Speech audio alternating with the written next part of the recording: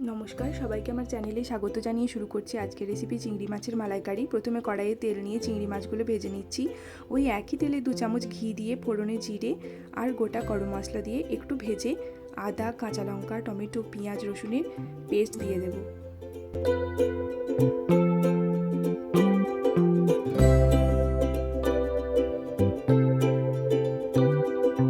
কিছুক্ষণ ঢাকা দিয়ে ভেজে হলুদ, জিরে গুঁড়ো, ধনে গুঁড়ো দিয়ে আবারও ভেজে নিচ্ছি।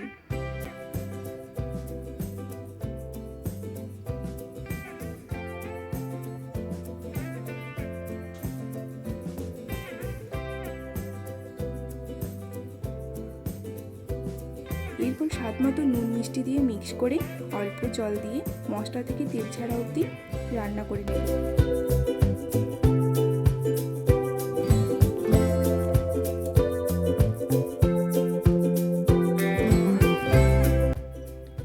মশলা থেকে তেল ছেড়ে এলে পরিমাণ মতো জল দিয়ে নুন কম হলে এই সময় অ্যাড করে নিয়ে নারকেলের দুধ দিয়ে দেব।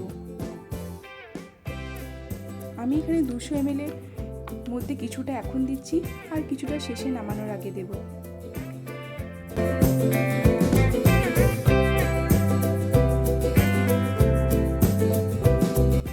এরপর গ্রেভিটা ফুটে এলে চিংড়ি মাছগুলো দিয়ে একটু ফুটিয়ে বাকি নারকেলের দুধটা দিয়ে